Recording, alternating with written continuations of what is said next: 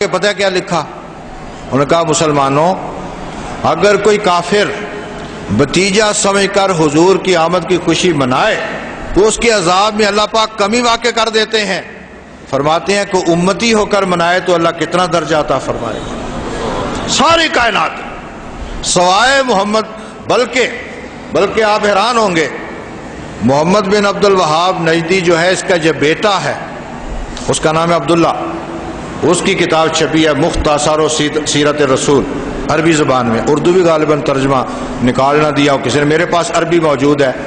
حتیٰ کہ اس کے بیٹے نے جب یہ واقعہ نقل کیا تو ساتھ یہ فائدہ یہ بھی نقل کیا کہ اگر کوئی امتی ہو کر حضور کی خوشی میں میلاد منائے تو اللہ کریم اس کو کس قدر بخشش عطا فرمائے۔ تو پھر ضدی رہ گئی نا، پھر اب درمی رہ گئی۔ اور وہ وطن، وہ ملک جس میں آج میلاد شریف پر پابندیاں ہیں، اور مکہ شریف میں، مدینہ منورہ میں کوئی میلاد منائے تو وہ ناراض ہوتے ہیں، حالانکہ اپنے ملک کی آزادی اس دن کا نام ہی انہوں نے رکھا ہے عید الوطنی۔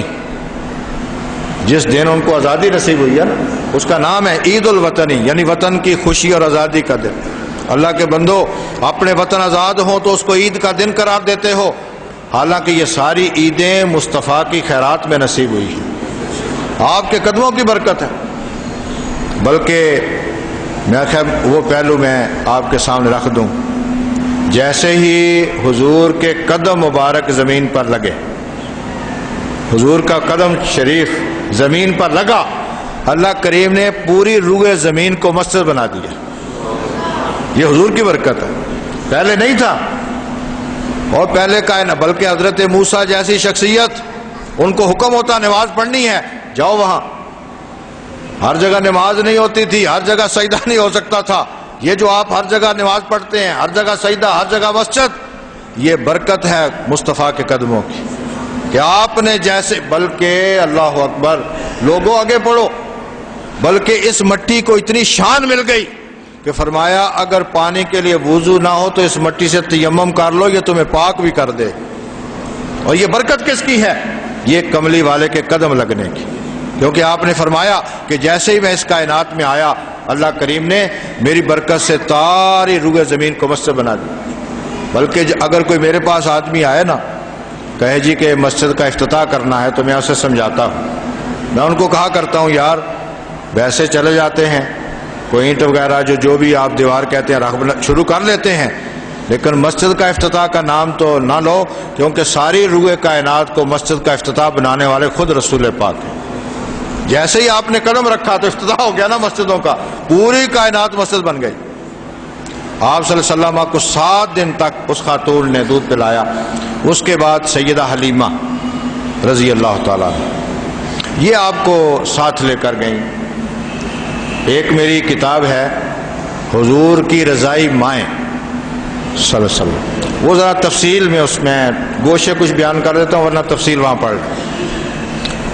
یہ سارا کوئی بھی اتفاقی مسئلہ نہیں۔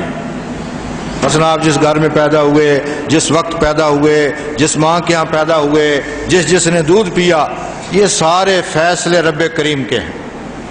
اور بلکہ آپ کے والدین کو، آپ کے دادا کو، مثلا نام ہی ہے آپ کا، اسم گرامی ہے محمد صلی اللہ علیہ وسلم، تو آپ کے دادے کو پوچھ لو، آپ کی والدہ کو پوچھ لو، وہ سارے کہتے ہیں کہ ہمیں ہزاروں دفعہ اس بات پر مطلع کیا گیا تھا کہ جب یہ بچہ پیدا ہو نا، اس کا یہ نام رکھنا ہے۔ ایک شے، مثلا حلیمہ سعدی آئی ہیں، جیسے ہی وہ اس محلے میں داخل ہوئی، آپ کی دادا سے ملاقات ہوئی، انہوں نے کہا کہ ہاں بچہ ہے، لیکن خاتون تو اپنا نام بتا۔ آپ کتابوں میں پڑھیں، جب انہوں نے نام لیا نا کہ میں حلیمہ میرا نام ہے، بنو سعد کے قبیلے کے رہنے والی ہوں۔ سعد کا لفظ شاید آپ کو سعادت، بنو سعد کا محلہ کیوں کہتے ہیں صحابہ اسے؟ اور برکتوں والا علاقہ، بختوں والا محلہ، سعادت۔ جب حضرت حلیمہ نے نام لیا نا کہ میرا نام حلیمہ ہے اور بنو سعد، تو عربی میں لفظ آتے ہیں بخ، ساڑی زبان کہنے ہیں بس۔ حضرت عبد المطلب نے جیسے ہی نام سنا تو آپ نے کہا خاتون میں پہچان گیا، مجھے اس بچے کی والدہ کو کب سے اللہ کریم نے اس پر الہام فرما دیا تھا کہ تمہارے پاس ایک بنو سعد کی خاتون آئے گی، حلیمہ اس کا نام ہوگا، محمد کو اس کے حوالے کر دینا۔ ایک ایک شے منصوبہ بندی ہے، یعنی کوئی بھی فیصلہ یہ نہ سمجھو کہ والدہ کا اپنا ہے۔ اور اگر حضرت موسیٰ کو سمندر میں ماں ڈالتی ہے تو رب کے حکم پہ ڈالتی ہے، اور وہ تو موسیٰ کی ماں ہے اور یہ تو محمد رسول اللہ کی ماں ہے، یعنی جس کا تقابل ہی کوئی نہیں۔ تو سرور عالم حضرت عبد المطلب نے نام سنتے ہی، دیکھو نا دو لفظ ہیں، سعد اور حلم۔ حلیمہ کا معنی ہوتا ہے اٹھانے والی، بوجھ اٹھانے والی۔ حلم کا معنی ہوتا ہے برداشت کرنا، بردباری۔ اور سعد کا معنی بختوں والی۔ جیسے انہوں نے دو لفظ کہے، بلکہ روایات میں میں نے پڑھا کہ اس خاتون نے کہا کہ اچھا مجھے بچہ دکھا تو دو۔ حضرت نے کہا ٹھیک ہے، کوئی مسئلہ نہیں، آؤ۔ اللہ اکبر، وہ کیا سما ہوگا جب اس کمرے میں حلیمہ داخل ہوئی ہوگی۔ کہتی ہیں میں اندر داخل ہوئی، سرور عالم صلی اللہ علیہ وسلم دو کپڑوں کے اندر تھے، آپ کے دادا نے، اللہ اکبر، بلکہ یہ بھی کہتی ہیں کہ میں جب کمرے میں داخل ہوئی نا تو کمرہ خوشبو سے مہک رہا تھا۔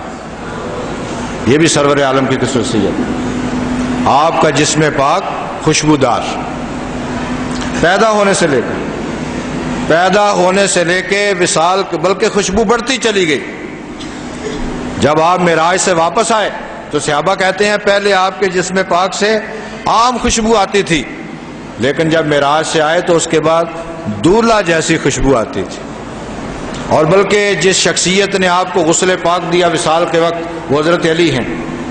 ایک سنت طریقہ ہے نا کہ جس کو غسل دو پھر تھوڑا سا اٹھا کے پیٹ کو ملو، تو حضرت علی کہتے ہیں میں نے، یہ سنت طریقہ ہے، آپ کی ضرورت نہیں تھی تاکہ امت کو سنت کے طور پہ آگے چلے۔ حضرت علی کہتے ہیں میں نے جیسے ہی آپ کے پیٹ کو ملا، اللہ اکبر، اتنی خوشبو وہاں پھیلی کہ وہ کمرہ ہی نہیں پورا شہر مدینہ مہک اٹھا، حضور کا جسم پاک، اور خوشبو بھی محسوس۔ وہ آپ صلی اللہ علیہ وسلم، وہ کہتے ہیں پورا کمرہ مہک رہا تھا، اور جیسے ہی آپ کے دادا نے کپڑا اٹھایا، اللہ اکبر، کہتی ہیں مجھے پہلی زیارت نصیب ہوئی کملی والی، اور جیسے ہی میں حضور کی زیارت کی تو حضور سوئے ہوئے تھے، آپ سوئے ہوئے تھے۔ کہتی ہیں میں اتنی زیارت کے بعد مبہوت ہو گئی کہ اب میں، دیکھو نا آدمی پھر محسوس کرنا شروع کر دیتا ہے، کہتے ہیں مجھے جرت نہیں ہوئی کہ میں بیدار کروں، کیونکہ میں دیکھ کر پہلی زیارت کر کے مبہوت ہو گئی۔ کملی والے نے مقدس آنکھیں کھولی، اللہ اکبر، آپ نے آنکھیں کھولی، فرماتی ہیں میں نے دیکھا آنکھوں سے نور نکلا جو آسمان تک پھیل گیا۔ دیکھو نا، میں ابھی ذکر کر رہا تھا نا آپ کو، یعنی جو بھی ذکر کرے گا نور ہی کا ذکر کرے۔ آپ کسی سے پوچھ، آپ حضرت آدم سے شروع ہو جاؤ، حضرت آدم سے پوچھو کہ آپ نے کیا دیکھا، وہ کہیں گے میں نے مصطفیٰ کا نور دیکھا۔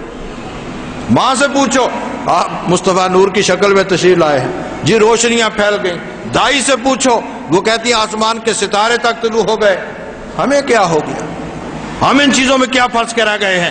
کھلے ذہن کے ساتھ عقیدہ، اور اہل سنت کو میرا خیال اس پہ خوش ہونا چاہیے، شکر ادا کرنا چاہیے اللہ کا کہ ہم سرور عالم کی ان شانوں کو ماننے والے ہیں، الحمدللہ۔ تو آپ فرماتی ہیں کہ اتنا نور نکلا، پھر آپ نے میری طرف تکا، اللہ اکبر۔ پہلے وہ مشورہ کر رہی تھی خاوند سے کہ لے جاؤں یا نہ لے جاؤں، کیا کروں، فلاں کروں۔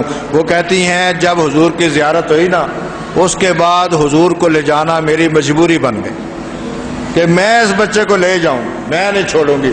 اللہ اکبر، حضور کو لے کر نکلی۔